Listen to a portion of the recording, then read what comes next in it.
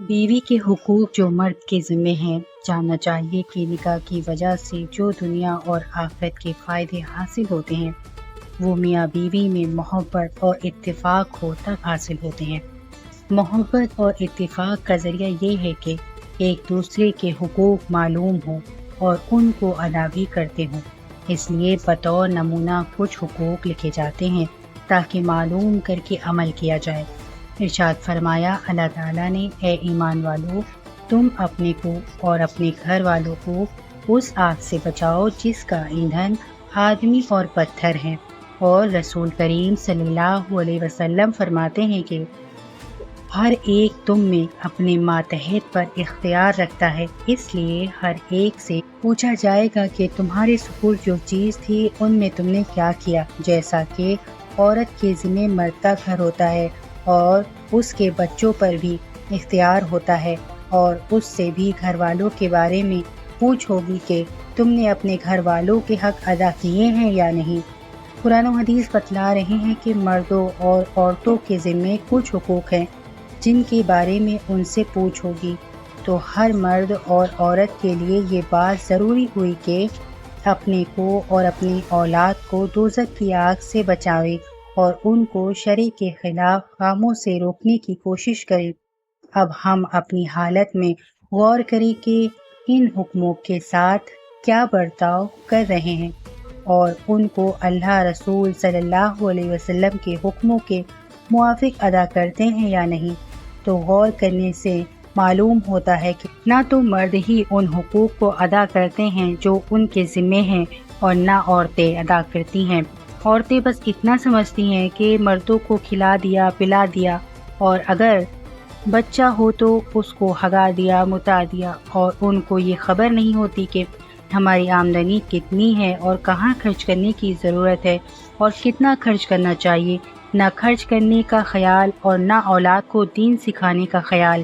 اسی طرح مردوں کو اس کا خیال نہیں ہوتا کہ دنیا کے حقوق کے ساتھ عورت کی دینی حقوق بھی ہمارے ذمے ہیں۔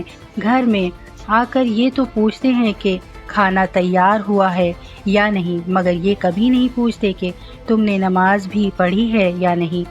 مگر جب مرد ہی بے نماز ہے تو عورتوں کو نمازی کیسے بنائے؟ اور بعض مرد ایسے ہیں کہ عورتوں کی دنیاوی حقوق بھی ادا نہیں کرتے، بیوی سے بالکل بے فکر رہتے ہیں، یہاں تک کہ گھر میں بھی نہیں سوتے اور بیوی کے اس حق سے غافل ہیں، حالانکہ رات کو اس کے پاس گھر میں سونا بھی اس کا شرعی حق ہے۔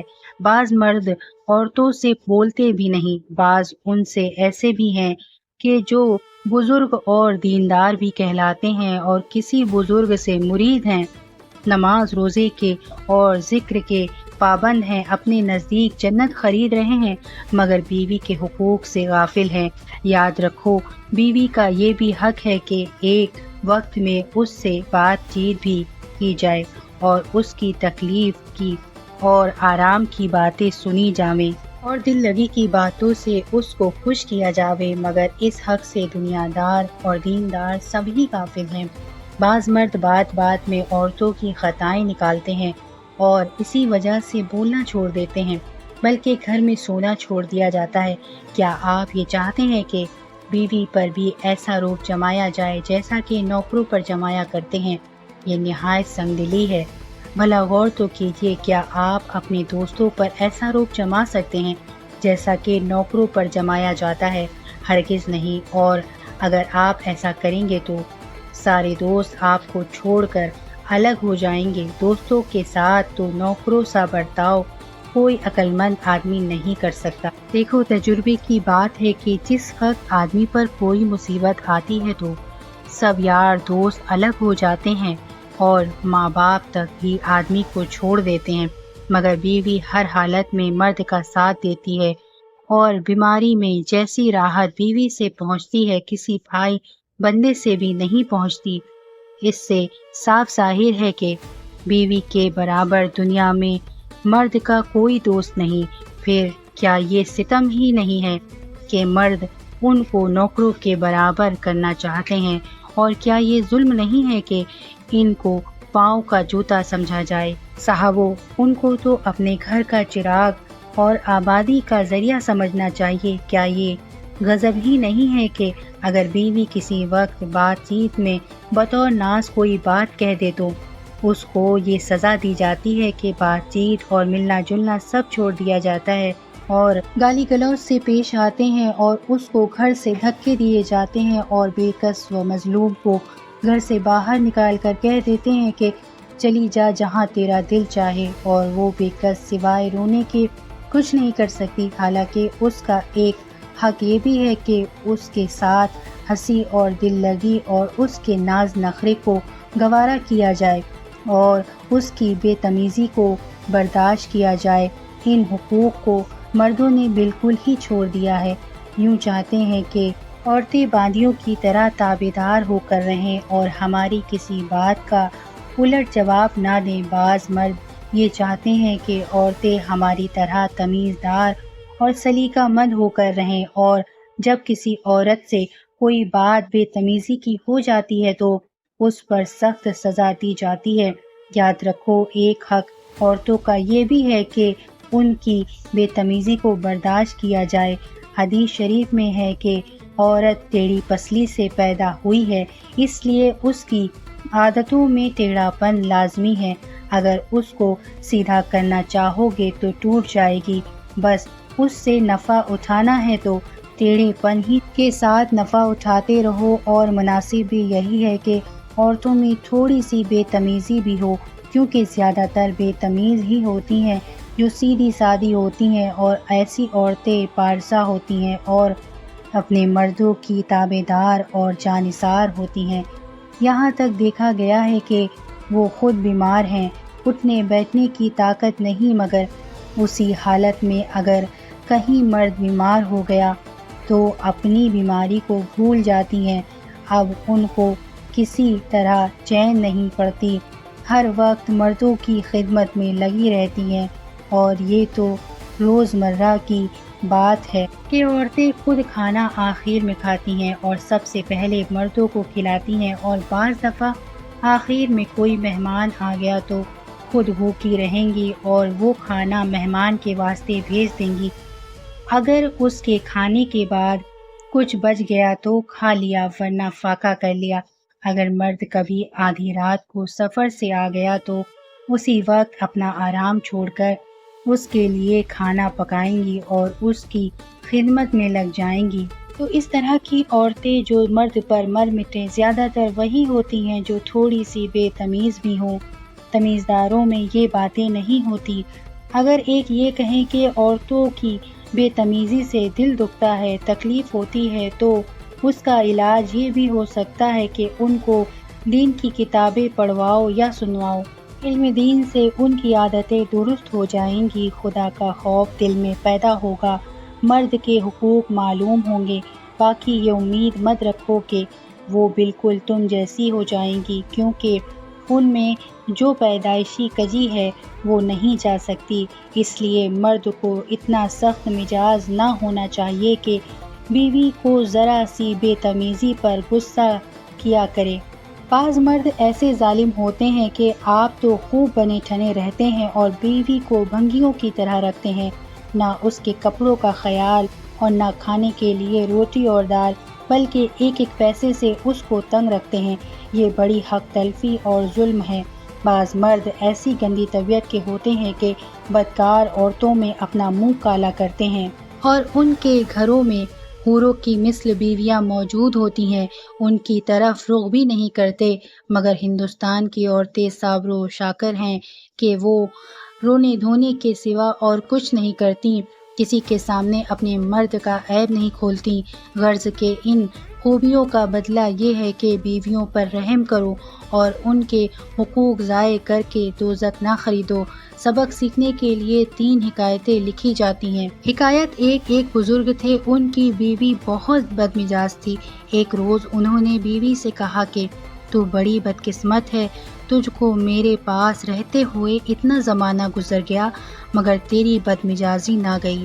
بیوی نے کہا، میں بدقسمت کیوں ہوتی؟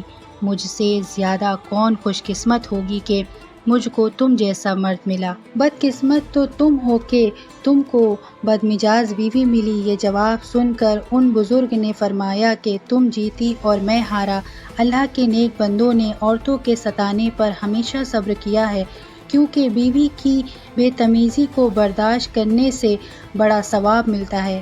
درجے بلند ہوتے ہیں، اللہ اور رسول کی رضا حاصل ہوتی ہے۔ حکایت 2۔